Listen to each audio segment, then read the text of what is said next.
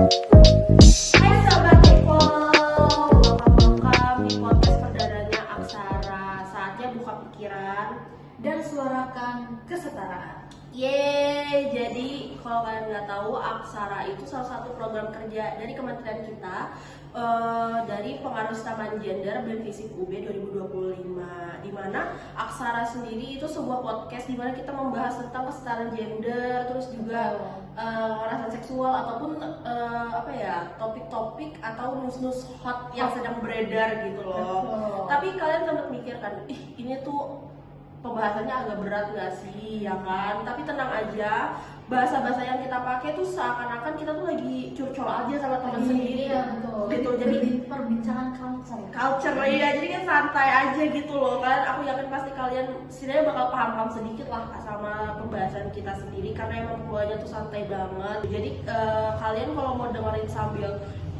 nugas, masak, makan gitu boleh banget. Sebelumnya aku izin perkenalkan diri gitu ya. Perkenalkan, aku Ishika selaku staf ahli dari BEM Visip UB Kementerian Pengaruh Gender. Oke, kenalin aku Isa. Aku juga staf ahli dari Kementerian Pengaruh Gender. Ishika, kalau boleh tahu kamu dari prodi apa? Oh, kalau aku sendiri dari ilmu politik. Kalau Isa sendiri? Aku dari ilmu pemerintahan. Oh, dan dari gitu ya. Jadi selama satu episode ke depan kita bakal temenin kalian, kita bakal berbincang bersama ya, seakan-akan aku, Isa dan juga sahabat-sahabat Iko itu tuh lagi curcol gitu deh, kayak cerita-cerita gemes gitu ya. Kita langsung mulai aja kali ya Isa ya, biar nggak lama gitu. Sebentar ya, aku buka topik kita dulu, maaf ya. Oke, nah aku mau mulai ini karena Aksara sendiri itu kan ngebahas tentang kesetaraan gender, kekerasan seksual ataupun topik-topik yang lagi hot nih. Kalau kita dengar tentang topik-topik hot nih, otak aku tuh langsung mikir gini, belakangan ini tuh sering banget terjadi tentang kekerasan terhadap perempuan gitu. Kayak kalau dilihat dari kasus-kasus dari di belakang nih Sobat Iko tuh banyak banget gitu, sampai aku mikirnya tuh kayak kepala aku ikut nyut panas gitu loh. Udah bukan amarah lagi, tapi kepala aku ikutan nyut panas gitu. Menurut pendapat kamu gimana Isa? Sama sih, kayak aku ngerasa dunia, nggak cuma di Indonesia, di dunia tuh lebih banyak banget perilaku bertingkah gitu. Sampai bingung, kenapa sih nggak bisa satu orang aja diem gitu. Kayak gue ngerasa di kos gue cuma diam, nggak ngapa-ngapain, tapi ada nih oknum-oknum yang di luar sana mereka bertingkah dan bikin kita harus, yang diam ini harus bergerak gitu. Jadi stop repotin ya kata gue. Stop deh, jangan deh. Kita kayak kita aja yang nggak ngapa-ngapain kayak ikutan panas gitu loh. Bener, apalagi kita sebagai anak pergerakan gitu ya. Ngurusin masalahnya bukan dari kita sendiri gitu. Kayak urusan kita aja udah capek banget gitu loh, kayak lo harus bertingkah dan ujung-ujungnya kita yang kena dampaknya. Dan banyak juga dampak-dampaknya selain korban gitu ya. Aduh, bener-bener deh, stop bertingkah, sorry. Oke, aku lanjut lagi ya. Selain itu juga aku mau ngangkat salah satu kasus yang mungkin ada sangkut pautnya dikit gitu ya. Dan sangkut pautnya itu tuh mungkin kita fokus ke femisida dulu ya. Nah, femisida ini kalau kalian nggak tahu itu pembunuhan yang dimana korbannya itu spesifiknya perempuan gitu ya.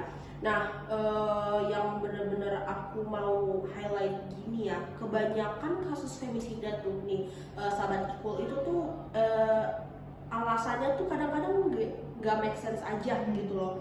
Banyak kasus femisida di mana alasannya itu cuman gara-gara cowok atau pelaku ya, itu nggak terima diputusin, ditolak gitu kan, sampai akhirnya dia mengutarakan emosi dia dengan cara membunuh atau melakukan femisida tersebut gitu loh Isa nih. Nah, menurut Isa tuh gimana tuh? Oke, jadi kita banyak mendengar tentang sida-sida, ada genosida, ada femisida gitu ya. Nah, mungkin di kehidupan sekarang karena kita nggak menemui suatu peperangan yang banyak gitu ya, nggak menemukan genosida. Di sini aku meng-highlight kebanyakan pelakunya itu malah orang yang paling dekat sama kita. Contohnya adalah mantan, pacar, ataupun bahkan suami yang udah berumah tangga gitu. Bahkan keluarga lu sendiri yang setiap hari lu di rumah, setiap hari lu interaksi gitu. Bayangin aja, perempuan itu bener-bener nggak punya tempat aman bahkan di Indonesia sendiri. Nah mungkin kalau kita lihat di apa ya, dunia yang lebih jauh lagi tuh ada di saudara-saudara kita yang ada di Palestina gitu. Mereka kena femisida juga, banyak ibu hamil, banyak anak-anak yang nggak berdosa sama sekali ikut terkena dampaknya juga ya gitu. Jadi kayak wah, kayak benar-benar maju kena mundur kena ya posisi kita gitu ya. Kayak perempuan gue mau maju perang kagak bisa. Ada stereotip, ada sistem yang emang selalu menghantam dia. Iya, benar. Oke, thank you banget ya Iza buat pemikirannya itu bagus banget. Nah, terus juga aku sih ngelihatnya ya, dia tuh lebih ke arah struktural gitu ya guys. Maksud struktural tuh kayak ada polanya gitu loh, kayak budaya patriarki ya kan. Kalian tahu kan patriarki itu apa? Terus norma-norma tuh yang ngajarin kalau perempuan itu tuh harus selalu ngalah terhadap cowok, ataupun cowok tuh punya posisi di mana mereka menguasai hak-hak perempuan itu sendiri gitu loh. Sampai akhirnya mereka menormalisasikan adanya kekerasan. Dia nggak masakin gue nih gitu kan, dia nggak bisa menghemat, soal istri gue nggak bisa menghemat, pacar gue mungkin main sama teman kelamaan gitu loh. Dan mereka jadi dari situ mereka merasa untuk kekerasan itu lah dimana harus sebagai punishment gitu loh, ke perempuan itu sendiri gitu.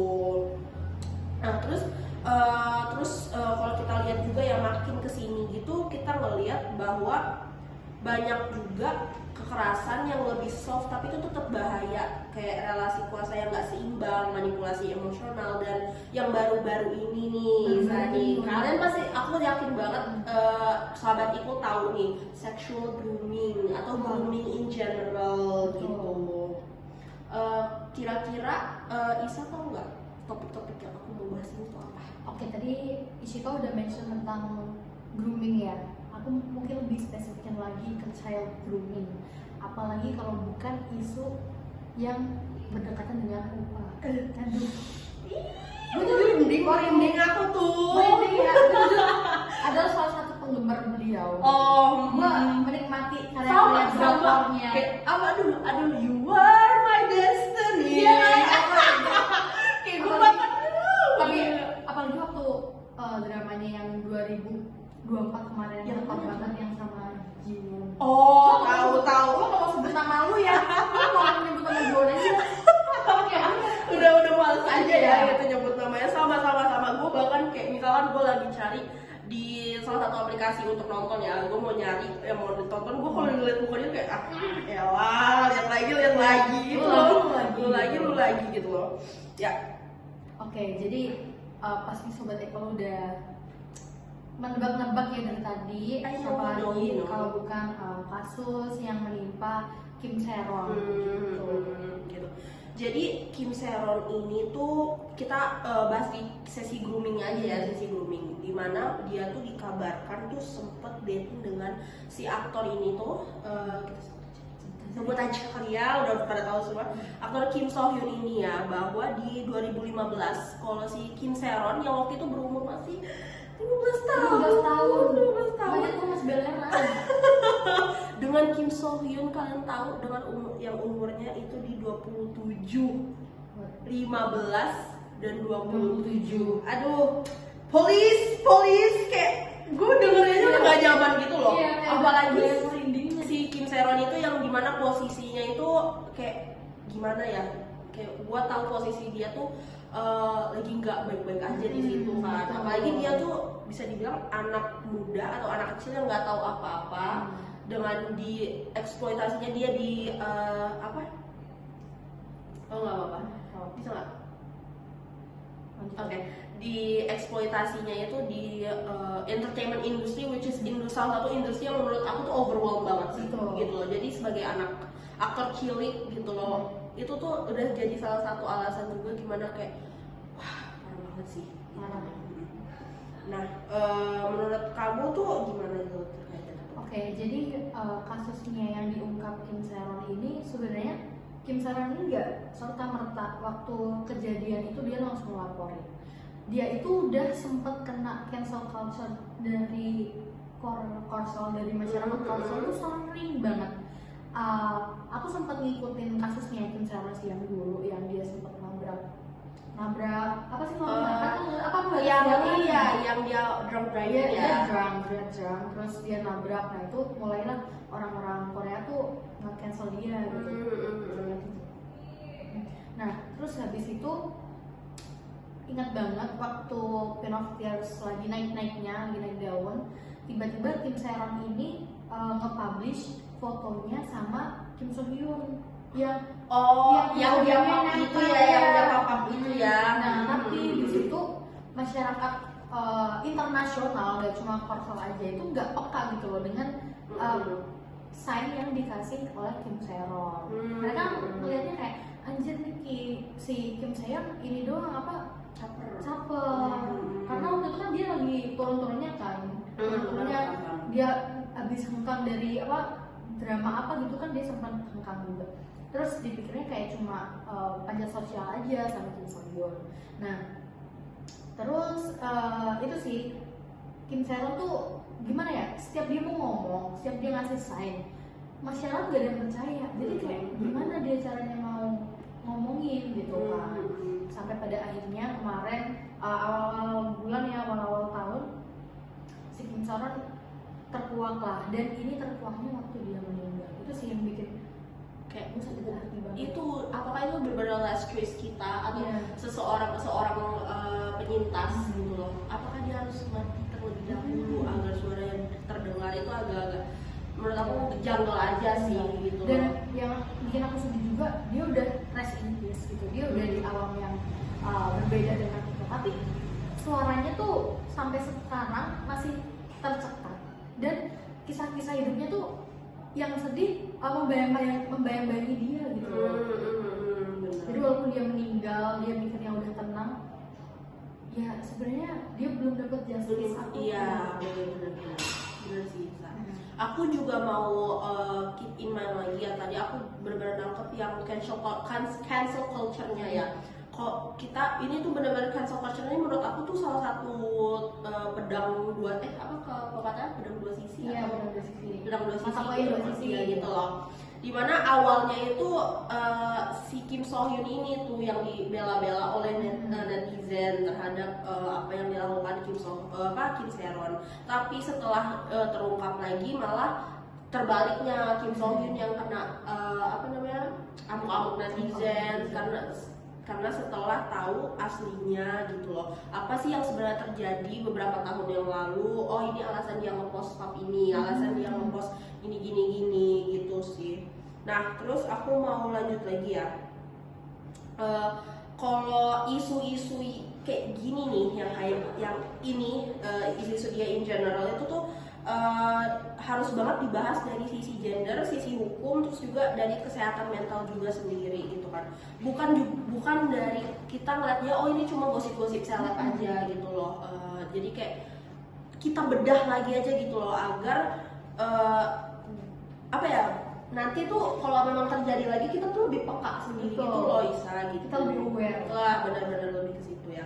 Terus ya semoga aja ya kalau podcast ini lewat di kalian gitu kan, kita tuh sama-sama lebih buka mata sama aware sama samping-samping kita gitu kan. Alasan mereka melakukan sesuatu itu pasti ada alasannya gitu. Terus juga sebenarnya kita tuh nggak mau jauh-jauh, nggak usah kan jauh-jauh ke Korea Selatan ya. Kita di sini nih di tanah suci kita ini nih gitu. Salah juga salah.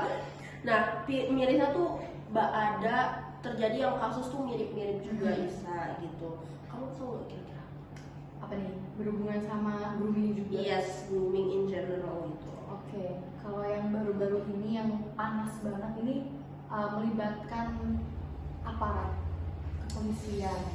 Aduh, udah tipikal banget, banyak banget sih. Dia enggak. Daripada gue nih yang harus maju kan. Udah waktu di demo kagak becus, ini juga kagak becus. Bapak, gimana sih mobilnya? Udah deh kita fokus sama tupoksi masing-masing, bisa nggak ya?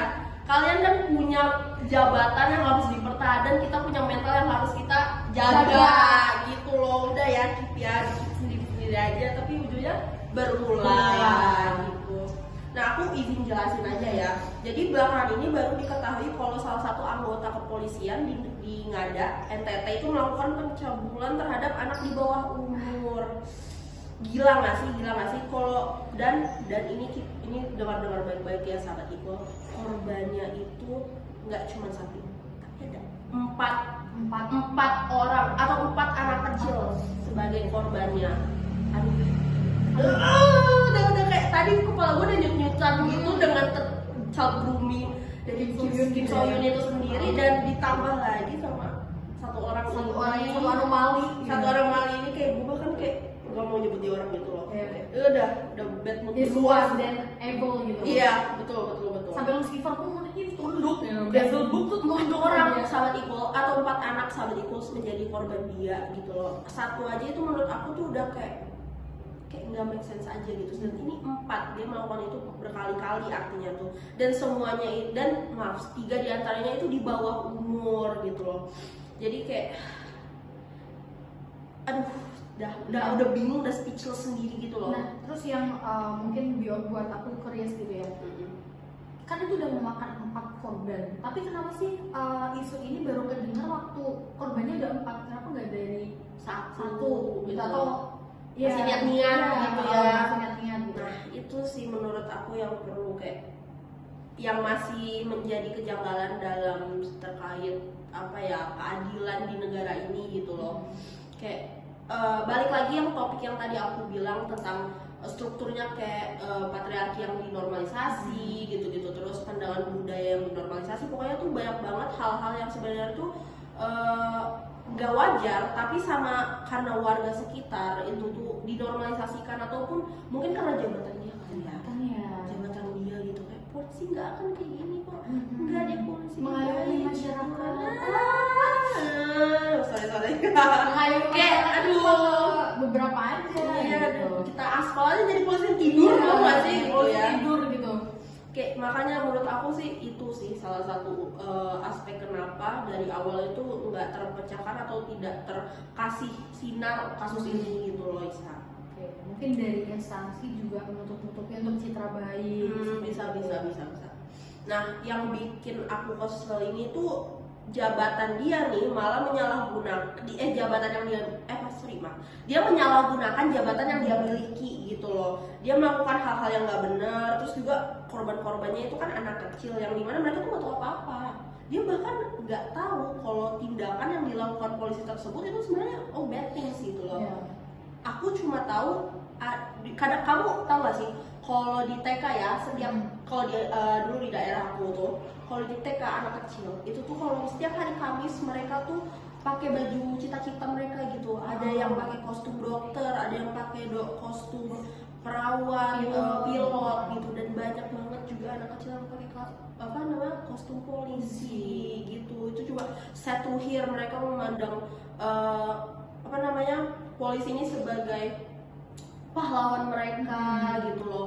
Aku kalau udah gede mau jadi dia nih, aku kalau gede mau jadi kayak gini, tapi ternyata secara aslinya ya bahwa ada saja anomali-anomali yang menyalahgunakan hal tersebut gitu loh. Bayangin aja, aku sih udah nyes banget. Apalagi ini dilakukan seorang KKBP, Kapolres, Bapak Kapolres. Aduh, kenapa nggak diem dulu? Lu masih punya anak, Pak, lu masih punya istri juga. Kayak aku nggak tahu sih apa aja yang melalui pikiran mereka yang melakukan sesuatu hal yang kayak hal seperti ini gitu loh. Aku nggak tahu dan aku nggak mau tahu udah diem aja, lu langsung kena hukum aja boleh, nggak usah banyak gaping gitu. Yang penting kita sebagai masyarakat itu harus selalu mendampingi dan juga mengiringi kasus ini agar segera diberi keadilan dan untuk kedepannya tidak terjadi hal seperti ini lagi. Iya. Nah, ini aku juga mau highlight nih kalau tadi seperti Isa bilang kalau bahkan sistem hukum kita tuh bahkan nggak bisa berpihak atau nggak akan berpihak kepada korban itu sendiri. Masih banyak kasus-kasus di luar sana, dan aku yakin tuh banyak kasus-kasus di luar sana itu tuh mereka tuh merasa malah nggak percaya sama hukum atau instansi-instansi yang membantu mereka gitu loh, karena dari awal gitu loh pandangan mereka, oh salah kamu mungkin gitu, atau bisa aja aku sempat ngeliat juga di komen TikTok bahwa yang disalahin tuh orang tua mereka karena tidak bisa menjaga anaknya sendiri. Ini kesalahan berpikir sih, Iya, logikanya jalan nggak sih? Kayak gimana ya, kita tuh sebagai orang tua, aku sih sebagai orang tua nggak akan mikir kalau ada nggak ya kesempatan anak aku dilakukan pelecehan. Nggak ada. Nggak ada, karena aku tuh mau yang terbaik aja buat anak aku. Itu sih yang dalam pikiran aku gitu. Aku nggak akan berpikir jauh sampai anak aku bakal dilecehkan nggak ya, apalagi dengan polisi atau aparat AKBP. Nah itu loh, dimana kita sendiri apa-apa tuh kalau keculikan, kemaling atau kayak terjadi tabrak sesuatu gitu-gitu, kita minta tolong ke dia gitu loh. Sedangkan polisi sedangkan secara aslinya ya nggak bisa dipercaya gitu loh. Nah aku harap banget tuh kasus ini tuh nggak berhenti di media doang ya, kita semua tuh berharap kalau kasus ini tuh nggak berhenti di media doang, tapi bisa memberikan keadilan ke seluruh korban. Dan kita harap juga kalau hukuman ini tuh yang ditimpakan kepada sang pelaku ini tuh nggak hukuman sepele aja, tapi benar-benar yang setara dengan apa yang dilakukan dan juga apa yang dirasakan oleh korban. Karena benar-benar guys, ini tuh gak cuma mencangkup fisik tapi juga mental health, ekonomi juga kena loh guys. Karena kalau kalian sadar aja ya, misalkan ada sebuah korban nih, terus dia mengadu atau ke psikolog, itu kan pakai uang lagi ya. Nah terus juga pandangan-pandangan orang gitu kan, mereka tuh kadang mungkin dicap gitu loh sebagai korban lagi, bukan sebagai diri sendiri lagi, tapi oh dia nih korban ini, oh dia nih korban ini, kasiannya dia dari kecil jadi korban ini gitu loh. Jadi ya aku harap aja kita sebagai lingkungan atau masyarakat itu tuh harus lebih aware aja. Mikir aja, hari ini 4, besok bisa aja berapa 8 gitu. Kalau misalnya kita 10, 20, 30, ya Allah kayak jangan deh gitu loh. Karena kayak kalau predator atau hal atau pelaku ini tuh kalau di lingkungannya itu dibiasakan, dia pasti akan terus menerus gitu loh. Dari kayak oh gua aman nih gua melakukan gini terus lagi bener. Oke, kita udah bahas tadi Kim Saeron, terus si AKBP, si Fajar ya, si Fajar jangan ya kan. Akhirnya kita cool down aja enggak? Kita cool down ya. Udah melihat semua topik-topik dan sensitif kayak semua marak-maraknya ini tuh kayak gue pengen tenang, pengen ngamuk. Iya sebenarnya pengen ngamuk sih, tapi nggak boleh. Kan kita lagi curcol aja ya sahabat Ikul ya, kita kayak aman aja. Gitu. Aku ada games nih, jadi ini lebih ke games. Kamu setuju atau nggak setuju? Udah sesimpel itu. Kamu kalau mau nambahin alasan nggak apa-apa. Jadi nanti aku kasih kita jawab pertanyaan. Nanti kita berdua bareng-bareng itu dalam hitungan ketiga setuju atau nggak setuju. Dan sahabat Equal boleh juga kalau mau masukin pendapat kalian, boleh aja masukin komentar gitu kan. Karena benar-benar itu open cerita aja sih gitu kan. Kamu punya, sahabat Equal punya pemikiran sendiri, kita juga punya, it's fine, it's cool gitu, nggak apa-apa. Jadi kita mulai aja ya. Oke, pertanyaan pertama, kamu atau kita setuju nggak ya kalau Kim So Hyun itu berhak mengulang karir dia jadi aktor? Oke, udah dapet belum pikirannya? Itu kan ketiga ya. 1, 2, 3. Enggak. Oke, disagree, nggak setuju ya. Nggak setuju. Kamu ada alasan nggak atau menurut kamu udah tahu? Gak ada alasan sih.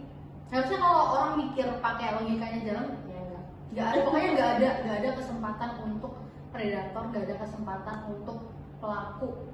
Untuk kalau Kim So Hyun mau memperbaiki diri oke, tapi jalan yang ia tempuh bukan jadi aktor lagi. Lu udah jadi manusia biasa. Lu jadi manusia biasa aja PR apalagi jadi aktor gitu. Iya lagi. Oke, thank you Sobat Isa buat alasannya. Oke, aku lanjut ke pertanyaan kedua ya. Kamu setuju nggak atau kita setuju nggak ya kalau kekerasan terhadap perempuan itu seringkali disebabkan oleh kesalahan korban itu sendiri? Oke, ulang ya. setuju nggak kalau kekerasan terhadap perempuan itu seringkali disebabkan oleh kesalahan korban itu sendiri? Oke. Oke. 1, 2, 3. Disagree. Nggak setuju. Oke. Guys, kalian tahu nggak sih kayak dominan dari kasus-kasus kekerasan seksual itu pasti terpaksa ataupun kayak one sided. Itu tuh benar-benar kayak 80%, 80% dari semua kasus pasti kayak gitu. Kayak kenapa gitu loh? Kayak menurut aku sih itu tuh bukan kadang tuh ada yang alasan kayak oh dia yang sengaja gitu kan, dia yang ngode-ngode gitu, atau enggak dia pakai baju begini gitu-gitu. Itu lebih ke freedom of mau ngapain aja kita sih, kayak kita hidup di negara yang demokrasi nggak ya, ya intinya kan kita sebagai masyarakat itu diberikan hak untuk bebas berekspresi, untuk menggunakan pakaian apapun, menggunakan dialek atau bahasa apapun gitu loh. Dan kalian sang pelaku yang melakukan itu artinya memang salah menginterpretasikan. Nah iya gitu, artinya bukan kita dong, atau bukan korban yang salah gitu kan. Itu dengan cara pemikiran orang itu sendiri yang mereka salah translate gitu loh, menurut pandangan aku sendiri gitu. Bahkan sih. even kayak I heard a lot of story dimana ada ibu-ibu sholat gitu ya di masjid yang dia sujud, terus ada yang komen sujudnya jangan nungging-nungging lah. Kok mau sholat gimana? Ya Allah, kok sholat gimana? Harus kayak enggak?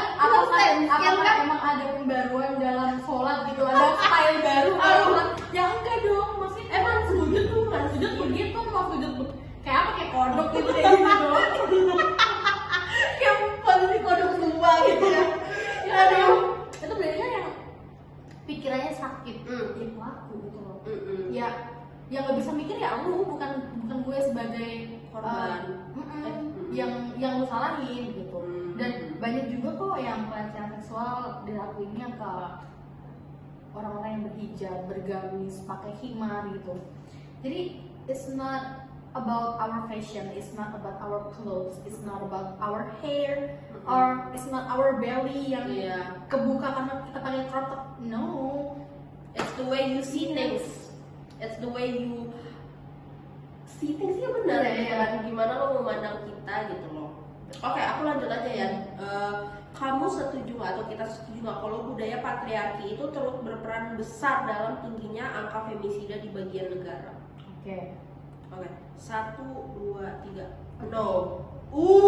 Apa sih, gimana? Iya. Enggak, apakah kamu setuju kalau budaya patriarki turut berperan besar dalam tingginya angka femisida di bagian negara? 1, 2, 3. No. Oke, kenapa nih? Oke, jadi tadi pertanyaannya budaya patriarki berperan besar dalam tingginya femisida gitu ya. Menurut aku orang yang punya pemikiran patriarki atau mempunyai mental gitu ya patriarkis itu akan lebih mudah untuk ibaratnya melecehkan ataupun merendahkan perempuan. Emang dari sananya aja, dari mentahannya aja mereka udah sangat mengesampingkan perempuan, apalagi untuk melakukan hal-hal yang selanjutnya akan lebih worse gitu. Dan termasuk juga femisida. Kalau kita pikir orang yang nggak patriarki mungkin nggak femisida, mungkin cuma orang yang patriarki itu lebih besar potensinya untuk dia akan melakukan hal-hal yang lebih worse, termasuk femisida. Menurut aku kayak gitu sih. Oke, aku alasan aku disagree ya. Itu karena aku tahu kalau femisida itu salah satu alasan, patriarki itu salah satu alasan femisida. Tapi menurut aku tuh masih banyak lagi alasan-alasan di sana yang mungkin lebih dominan aja. Tapi aku nggak mengidakkan kalau patriarki ini bukan alasan femisida gitu loh. Sebagai contohnya sih aku mungkin lebih ke arah perasaan aja gitu loh. Mereka banyak juga femisida yang terjadi karena nggak terima dia diputusin kah, atau nggak terima dia nggak nurut lah gitu sih. Itu juga salah satu faktor besar kalau femisida itu terjadi gitu loh. Jadi aku nggak setuju, bukannya patriarki itu bukan alasan besarnya itu angkanya femisida, tapi lebih ke arah itu tuh bukan berperan besar sih, lebih iya. kayak banyak banyak banget hal-hal ini yang mengalasankan untuk terjadinya femisida gitu sih. Oke, lanjut ya. Nah, ini terakhir nih sebelum kita lanjut. Apakah kita setuju kalau pedofilia adalah orientasi seksual yang tidak bisa dikendalikan oleh pelakunya? Tuh aku mikir dulu deh. Femisida, pedofilia adalah orientasi seksual yang tidak bisa dikendalikan oleh pelakunya. Jadi itu kayak pedofilia itu terjadi secara kayak ya udah kayak itu bentuk natural alam. Iya, kayak gitu, kayak gue cinta nih sama dia, gue umur hanyalah angka gitu. Oke. Gitu loh, gitu. Oke. Aku pikir dulu ya, aku bingung banget. Boleh nggak kalau kita nggak usah disagree tapi kita ngobrol aja kan? Karena kayak boleh gitu ya, kayak aku juga baru dengar ini pertanyaan yang oke banget menurut aku. Dan sebenarnya belum banyak baca juga terkait jurnal atau artikel yang membahas tentang ini. Nah mungkin nanti sobat-sobat equal bisa nih drop pendapat kalian atau pengetahuan kalian ya. Oke, kalau menurut aku orientasi seksual itu oke gini. Seksual dan gender itu kan hal yang berbeda. Ya. Seksual, seks itu kan our biological body gitu. Kamu perempuan, kamu punya vagina, kamu laki-laki, kamu punya penis gitu. Itu adalah seks. Itu adalah hal yang biological yang kamu dilahirkan dengan gitu. Nah, kalau gender itu adalah suatu budaya yang membasahi tubuh kamu. Analogi sederhananya. Oke, paham. Berarti kayak ini permen ya. Nah, plastik yang bungkusin permen itu adalah gender kamu. Ya, itu tergantung gitu. Orientasi seksual menurut aku itu adalah sesuatu yang terbentuk dari banyak sekali dinamika budaya, lingkungan, agama mungkin, lalu juga emosi atau mungkin trauma. Ada juga orang yang akhirnya memutuskan untuk berbeda orientasi seksualnya dari kemarin. Itu karena memang ada trauma responsnya yang berkata dalam diri gitu. FYI aku nggak I'm not good enough at psikologi atau gimana, tapi ini sepengetahuan aku aja gitu. Nah menurut aku kalau pedofilia ini sebenarnya bukan suatu orientasi seksual. Ini adalah kesalahan gitu. Ibaratnya ada sistem gitu ya. Nah itu ada virus gitu. Gitu. COVID ya. Iya. Ibaratnya pedofil tuh gitu, ada virus yang menjangkit pada dirinya di otaknya gitu, yang membuat dia mewajarkan. Paham. Jadi menurut kamu artinya in general kita menjawab kalau pedofilia itu nggak bisa diwajarkan kan? Nggak bisa. Dan itu tuh menurut kan ini tidak bisa dikendalikan oleh pelakunya. Menurut kamu bisa dikendalikan atau tidak bisa dikendalikan? Bisa dong. Bisa. Perasaan tuh bisa dikendalikan guys. Percaya deh, kalian bilang kayak perasaan tuh nggak bisa dikendalikan. Bisa. Itu kayak lu gali-gali dikit aja hati lu tuh bisa dikendalikan. Paksa dikit lah. Beri hati lu tuh stimulus untuk bekerja. Anjay ya. Jadi itu menurut aku itu nggak bisa jadi alasan orang melakukan sesuatu pedofil, apalagi pedofilia ya mbak. Ya secara aku ngeliatnya langsung udah beribut gitu atau kayak ini tuh perasaan yang nggak bisa ditahan. Menurut aku itu kayak bullshit. It's about love. It's not love. It's love. Isa apa tanggal segini quote that on her. Quote that on her. 2K25 Isa 2K25. It's not love. It's lust. Ya, period gitu ya. Oke, itu dia sesi gamesnya udah selesai. Gimana? Gamesnya sangat-sangat. Ya juga ya. Sebenarnya ya mau gamesnya sebenarnya gua ada ini sih catur. Di catur. Pasti kita mau catur di sini. Ya jangan ya nggak bisa ya kalau kopi gitu ya. Kopi. Nggak bisa ya. Asik nih. Gitu kan. Oke, tapi kita langsung lanjut aja ya. Kita bahas kasus-kasus yang lain.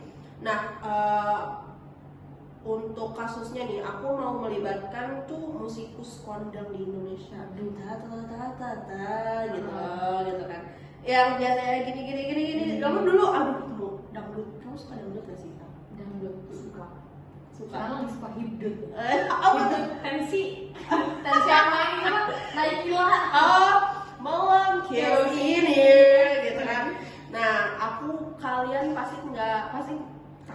ini siapa gitu kan. Ini aduh apa ya kalau lagu-lagu dia nih si tatap mataku. Oh iya betul nah yang janggutnya itu tuh ikonik gitu loh. Jadi kita mau ngebahas tentang mantan ya. Dia masih nggak sih? Dia masih nggak sih? Aku Masih deh, masih ya si Ahmad Dhani ini. Nah, dia ini tuh mantan atau dulunya itu tuh member di Dewa 19. Dia tuh sering banget dicap orang tuh sebagai musikus jenius. Tapi jujur ya, bokap gua tuh dulu emang suka banget sama dia dan gua juga dulu salah satu tuh ya suka dengerin dia juga gitu loh. Jadi pas gua tahu bahwa dia melakukan ini nih, gua kayak agak gue kenal lagi nih orang nih gitu loh, kayak gue dulu fans lagi sama dia nih gitu kan, sama kayak si Insonya sendiri. Jadi kayak ada rasa dimana kecewanya tuh 2 kali lipat gitu loh. Nah Ahmad Dhani ini tuh dia itu kasih statement kemarin, menurut gue itu tuh agak bodoh banget loh. Dia itu nge-degrading woman ya gitu. Dia bilang kalau dia cara Indonesia menaturalisasi pemain sepak bola asing itu tuh yang usianya udah 40-an gitu loh, 40 ke atas gitu, udah buyut-buyut gitu loh. Itu tuh dengan cara menikahi perempuan Indonesia. Oke, gue dengar lagi. Tahu nggak sih lo yang dia bilang pas rapat apa itu? Iya, rapat sama Komisi 10 itu sama PSIS. Nah, iya itu. Dia bilang kalau dia setidaknya menganggap bahwa perempuan itu tuh pabrik bayi gitu loh, secara mesin reproduksi. Iya, kayak botak. Dia enggak.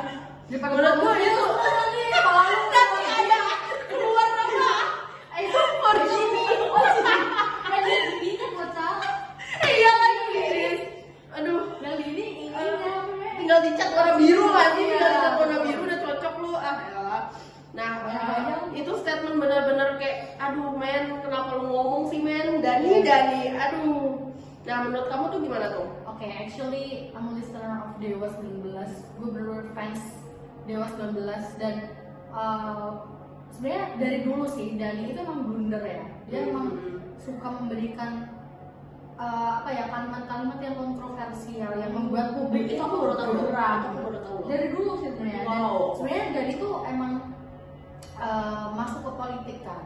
Dari dulu juga sebenarnya Dhani masuk ke politik. Nah, tapi dari perilaku dan perkataan kontroversialnya nih kayaknya dia nggak pernah sembuh akan hal itu gitu. Terus-terusan kayak begitu terus. Nah, yang aku dengar bahwasanya di rapat Komisi 10 kemarin sama PSIS sama Pak Erick Thohir itu membahas tentang naturalisasi pemain sepak bola Indonesia. Pak Erick Thohir itu ngomong perihal naturalisasi. Nah, habis itu Dhani mengatakan bahwasanya ia sangat setuju dengan adanya ide naturalisasi pemain Indonesia yang semakin disemarakkan gitu. Sebelum dia degrading woman, dia itu sempat berkata seperti ini intinya. Saya sangat setuju dengan adanya ide naturalisasi bla bla bla bla, tapi dia nggak setuju bahwasanya ide pemain yang dinaturalisasi oleh Indonesia itu orang-orang yang berambut pirang, berambut biru, bermata biru. Itu kan artinya rasis. Dia rasis banget. Dan dia rasis banget apa sih? Jangan maksudnya maruk banget ya, dia udah seksis banget terus juga rasis juga ya. Kalau gue dari rapat itu ya gue bakal menimpalin. Jadi kalau Ahmad Dhani itu jadi pilihan ganda, semuanya benar. Apakah Ahmad Dhani seksis, rasis, semuanya benar gitu. D atau E nggak usah dibaca ABC-nya. Semuanya benar itu. Gue kalau udah di rapat itu, gue bakal nimpalin. Oh iya, tahun-tahun berikutnya kita nggak mau ya ada DPR atau DPRD yang kita botak ya. Itu gue langsung setuju. Kalau gue nggak bisa menahan tangannya. Terus dia juga nyambung pernyataannya yang sangat kontroversial itu dengan intinya gini. Dhani itu mempunyai ide bahwasannya pemain-pemain yang dinaturalisasi ini akan dijodohkan dengan perempuan Indonesia seperti yang sudah bilang. Ditambah lagi dengan kalau si pemain yang dinaturalisasi ini memiliki agama yang muslim bisa tuh dinikahin atau dijodohin sama 4 perempuan yang berbeda. Make it make sense, Dani, make it make sense. Itu malah maksa banget poligami gitu ya. Ih. Kayak gue maaf ya, gue kesel banget aja. Terus habis itu dia bilang itu nanti kalau mereka punya anak kita akan membina anaknya dan mereka tuh lahir diciptakan untuk menjadi pemain bola yang bisa di kancah nasional sama internasional. Aku potong dulu nggak? Kayaknya dia kebanyakan nonton film deh. Ini tuh kayak plot film gitu nggak? Kayak di mana resuratif gitu, di mana kayak kamu tau kan Captain America tuh disuntik cairan khusus biar dia kuat gitu kan? Yang dimasukin ke itu. Ini tabung-tabung gitu kan? Iya kata gue, tapi lu rekrut Tony Stark. Iya gitu kan, ajak aja si apa yang pemain Thor itu siapa? Chris Hemsworth. Ya udah langsung aja udah.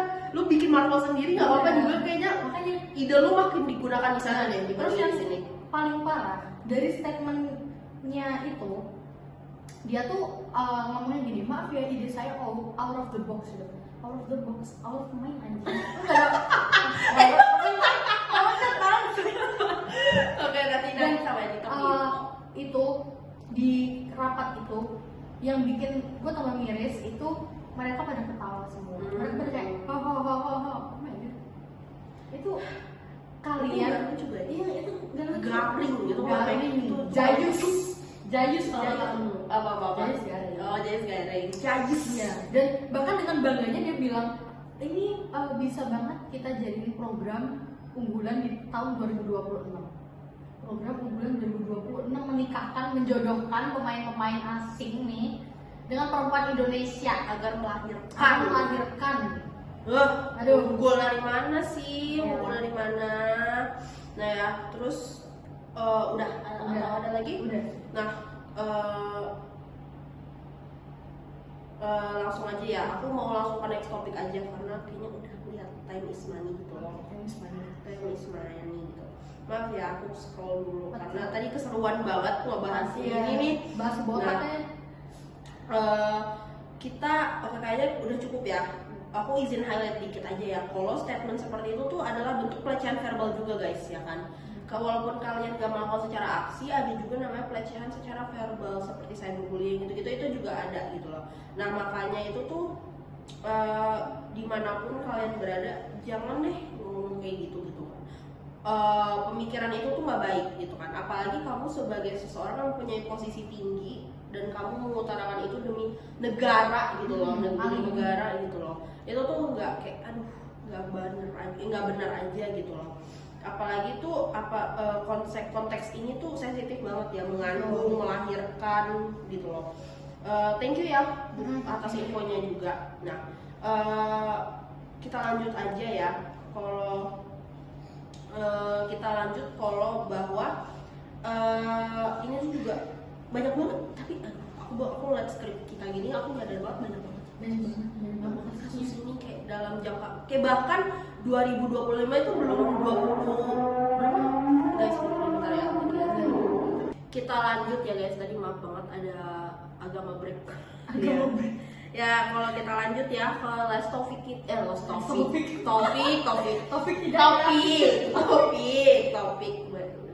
kenapa pikiran jenggot sih.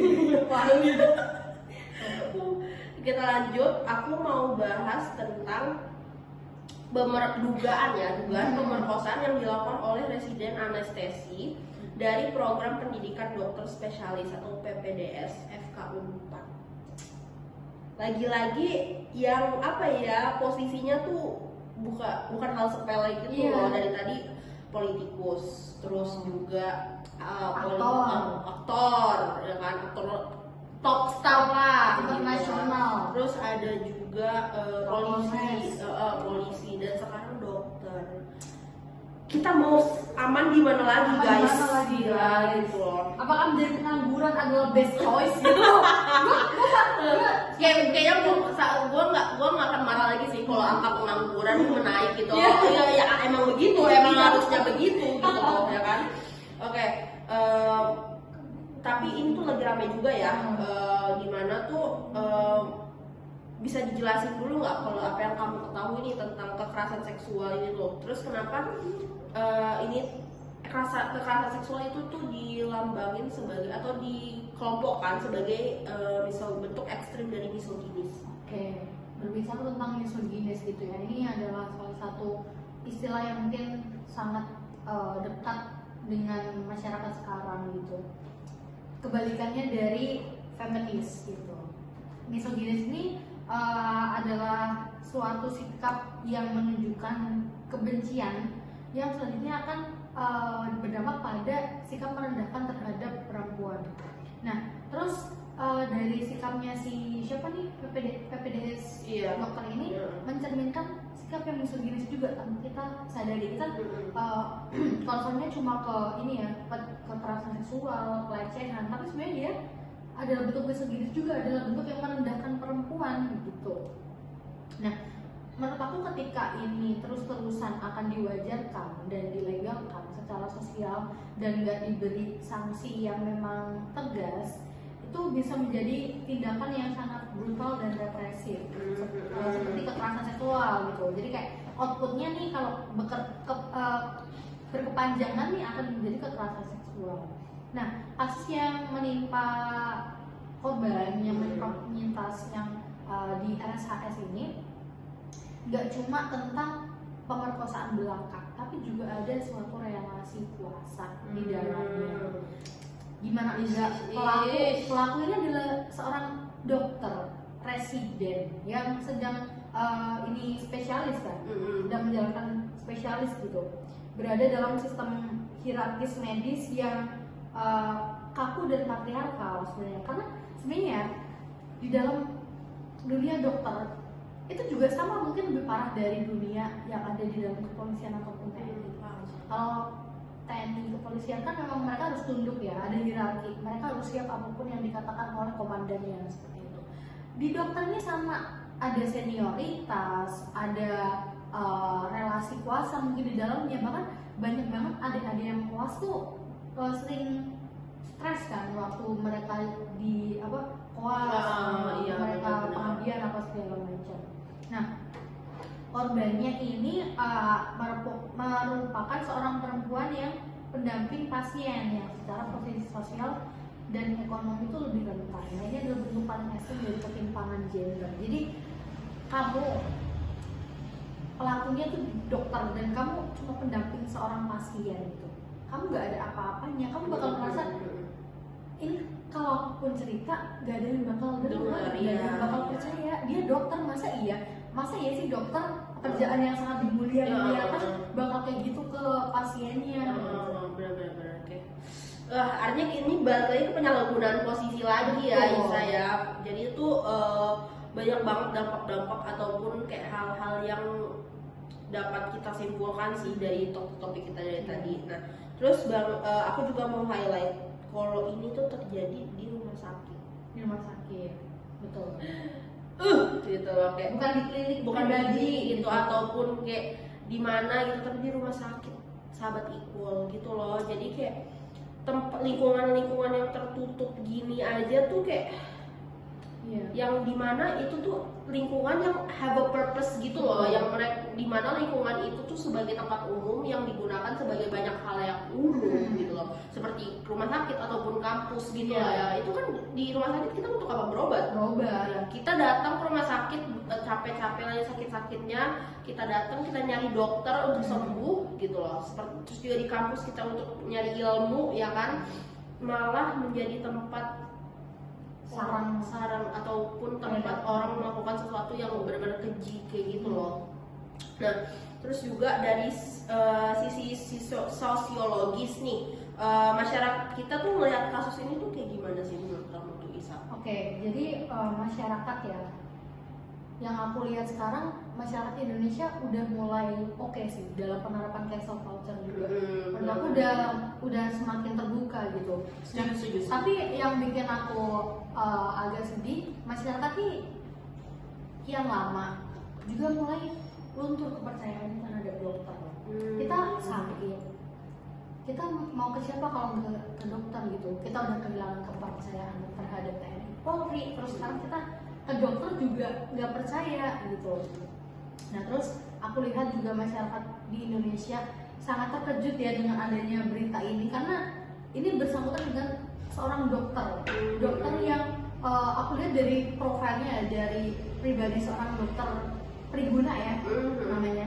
Itu beliau lahir dari seorang keluarga yang berada, dia sudah menikah bahkan, dan sangat-sangat tidak mungkin gitu loh kalau misal orang awam melihat dia adalah seorang pelaku itu kayak nggak mungkin banget.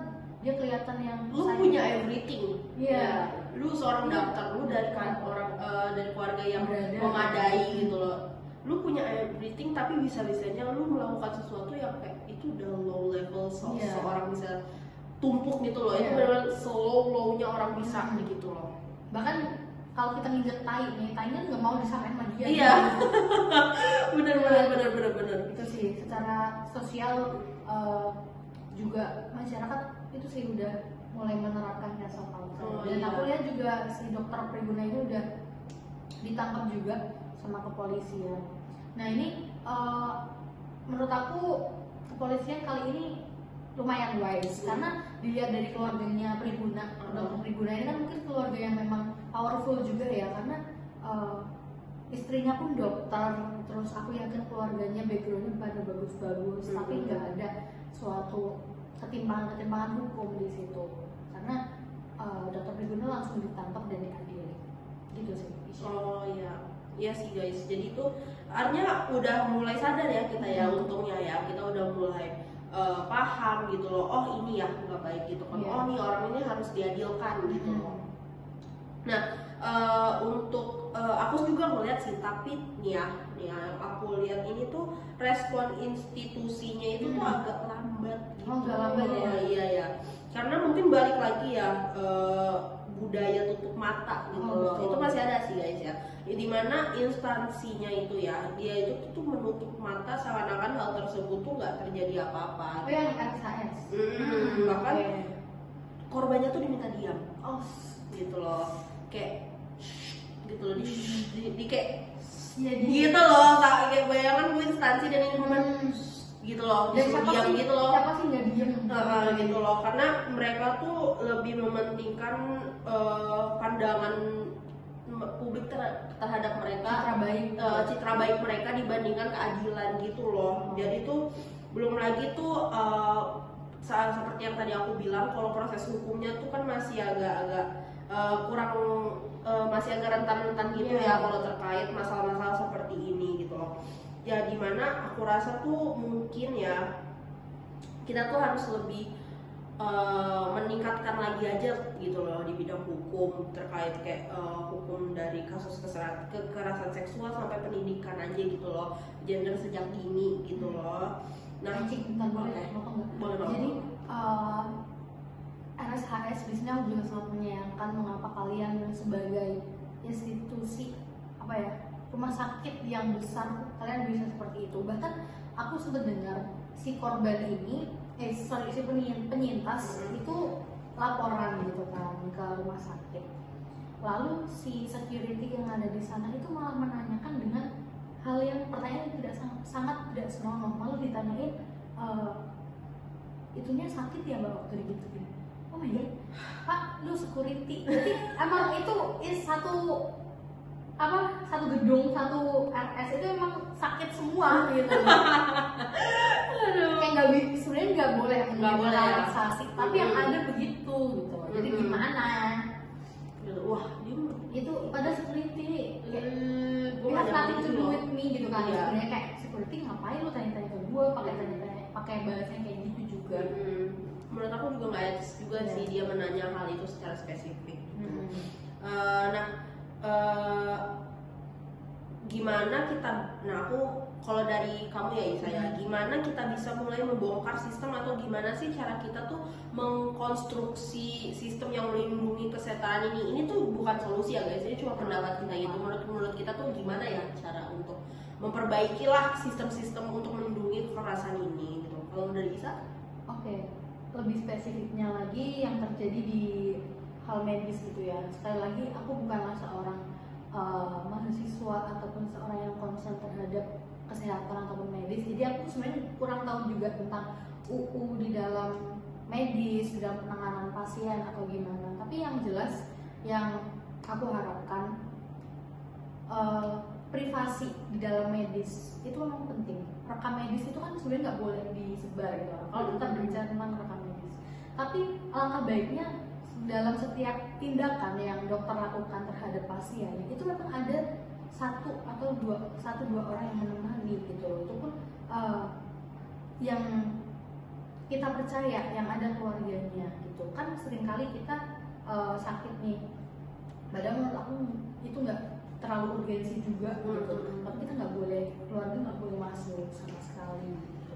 Kalau operasi ya oke, kalau operasi mah emang nggak boleh ditemani dia, kecuali operasi lahiran gitu. Iya. Tapi kalau misalnya cuma cek doang nih pakai stetoskop, dipegang sini ya harusnya boleh gitu. Dong. Karena itu adalah salah satu celah bagi para orang-orang jahat untuk melancarkan aksinya gitu.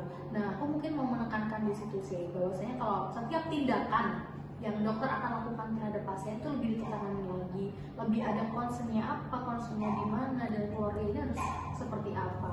Nah, terus harus ada pokoknya minimal satu pihak netral lah yang tidak akan memihak ke pasien atau ke dokter gitu kalau terjadi apapun gitu. Aku buat sahabat Iko, aku mau ngingetin lagi ya, ini tuh bukan teori dari kita, ini tuh juga cuma pendapat aja lah. Itu sedikit-sedikit info, tips and trick itu mungkin yang mungkin pemerintah dengar atau gitu ya dari kita gitu. Oke, thank you so much Isa buat pendapat kamu, benar-benar ngomong banget ya. Nah, sahabat Iko, kita sudah berada di penghujung penghujung yapping ya. Makasih banget udah dengerin kita untuk yapping beberapa menit ini. Aku nggak tahu kita udah yapping berapa lama, tapi aku izinin kasih kesimpulannya. Aku juga mengizinin poin karena ini tuh masih episode perdana dari Aksara Aksi Setara itu sendiri. Makanya aku tuh kita tuh masih banyak topik gitu, ada femisida, ada kekerasan seksual, ada child grooming gitu loh. Karena biar para sahabat Iko tuh mungkin secara luas tuh tahu aja sih, oh ini ya, oh kasus ini termasuk ini, kasus ini termasuk ini. Karena kalau kita bedah satu-satu menurut aku tuh overwhelming juga. Dan aku juga saranin untuk sahabat Iko tuh mungkin bisa baca-baca juga sih, baca-baca sendiri aja terkait berita-berita yang ada gitu. Karena itu tuh nggak akan merugikan kalau kita tuh tahu terkait hal-hal gini ya kan Isa ya. Kalau kita sebagai orang itu tuh dicap aneh, nggak akan dicap aneh kalau kita vokal terhadap kekerasan seksual, kesetaraan gender gitu. Nah, di sini sih makanya Aksara ada gitu. Jadi sahabat Equal ini tuh lebih bebas mengekspresikan pendapat kalian gitu loh. Dengan cara kalian tuh merasa nyaman, kalian bisa berbincang sama kita gini ala-ala yapping gini, kalian tuh bisa paham lagi gitu loh. Apa sih masalah-masalah kekerasan seksual atau kesetaraan gender yang sedang ada di maraknya dunia ini.